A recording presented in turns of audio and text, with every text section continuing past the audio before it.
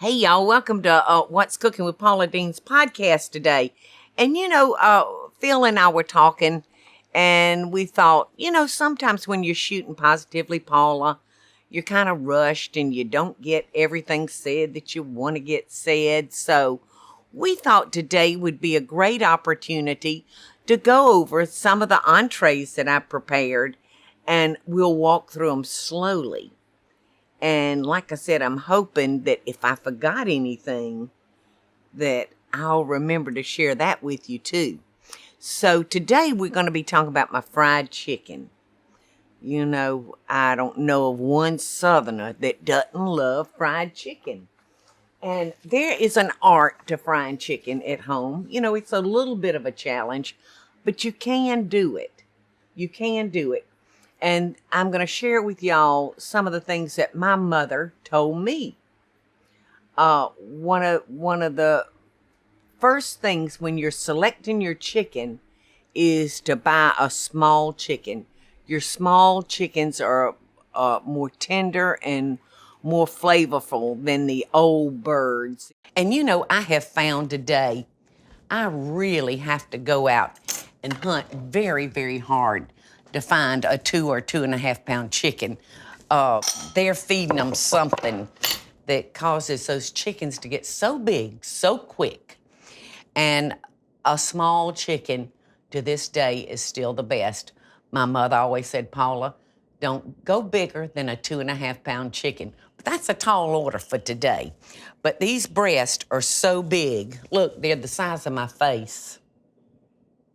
That's a breast. So I like to buy like a 2.5 pound bird.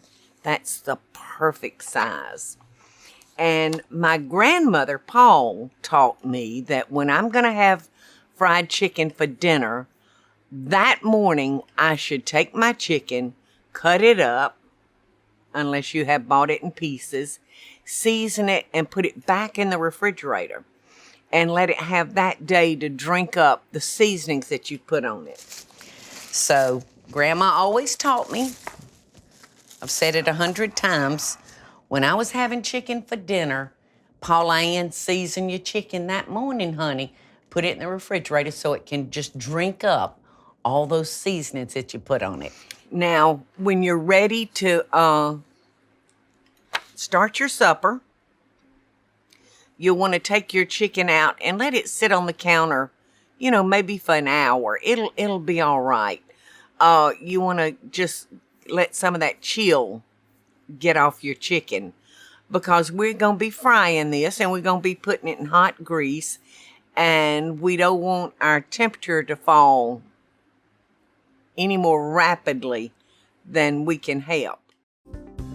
The space that you live in really affects the way you feel. So my first recommendation is start by updating your window treatments with Smith & Noble. Smith & Noble's beautiful handcrafted blinds, drapes, shades, and shutters are custom-made just for you, and they offer different service options to fit your needs. To get started today, contact Smith & Noble to get my special limited-time offer, 25% off on your window treatments, plus free design consultation.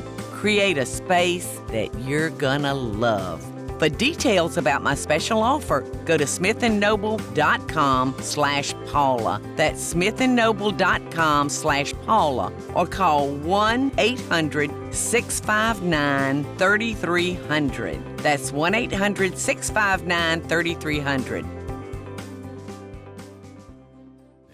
I like to take my chicken out and let it sit on the counter for about 45 minutes to an hour. I like to kind of bring it down to room temperature, because when we add it to our hot oil, if it's ice cold, it's going to drop that temperature, and that could really give you soggy chicken. So just remember that tip. But you'll find that will really give you a nicer fried chicken if you'll do that. Now, at the Lady & Sons and at home when I'm cooking chicken, I will take, say, if I'm frying one chicken, y'all, I'll take maybe 2 eggs and a half a cup of Paula Deen hot sauce. If you don't have Paula Deen hot sauce, then a good Louisiana hot sauce will certainly be okay. And you beat that with your 2 eggs and add, maybe 1/4 of a cup of water. You beat that up real good, and then you let your chicken kind of soak in that. And you can leave it for 30 seconds or 30 minutes. It's really not a problem. I've got 3 eggs, 3 beaten eggs, a little water, and now I'm going to add a cup of my hot sauce. And I know right now you're probably saying, whoa, Paula, that's going to be so hot we can't eat it. But it's really not. You don't have any of the heat, but just the flavor. That's all you're going to have. So we're going to dunk our chicken. And I really like, if I have time, y'all, I like to go ahead and put this in the refrigerator and let this sit for a couple of hours. We've got our Dutch oven or our deep fryer, whatever we're using to fry our chicken in. We want to fill it like 3/4 of the way full with peanut oil. Now, I recommend peanut oil because it gives chicken such a wonderful flavor. But it has the highest resistance to burning. Like if you're using a vegetable oil or a solid shortening, that's going to burn easier than the peanut oil will. So we want to bring that to 350 degrees. And that's important. That's important that you have a way to gauge the temperature of your peanut oil. So we're going to shake the egg mixture off of our chicken, and we're going to roll it in self-rising flour. And I always add some extra pepper to my flour because Mikey likes black pepper fried chicken. So then I roll my pieces in that flour mixture, y'all.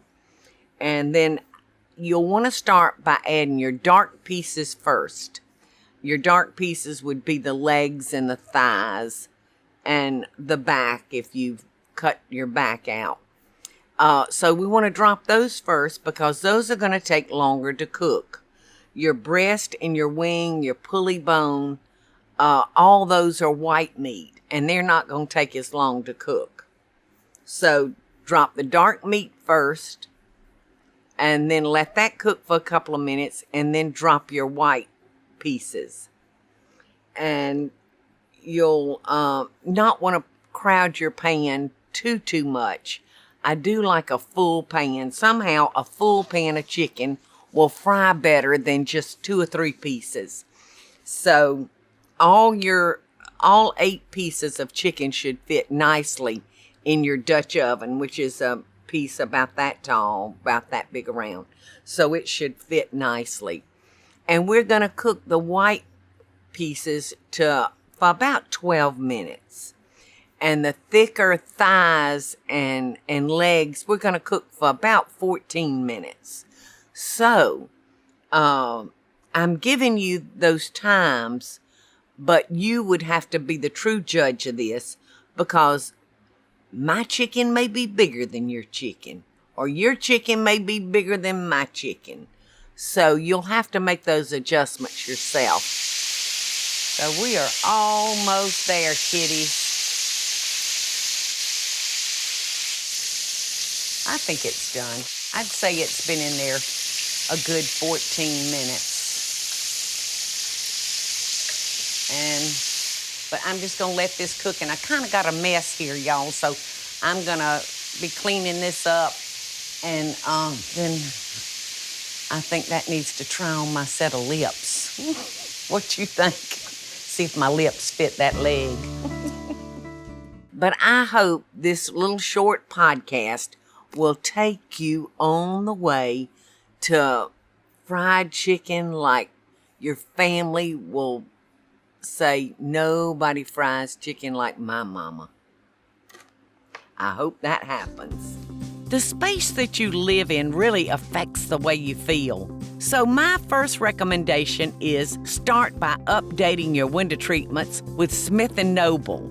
Smith & Noble's beautiful handcrafted blinds, drapes, shades, and shutters are custom made just for you, and they offer different service options to fit your needs. To get started today, contact Smith & Noble to get my special limited time offer, 25% off on your window treatments, plus free design consultation. Create a space that you're gonna love. For details about my special offer, go to smithandnoble.com/Paula. That's smithandnoble.com/Paula, or call 1-800-659-3300. That's 1-800-659-3300.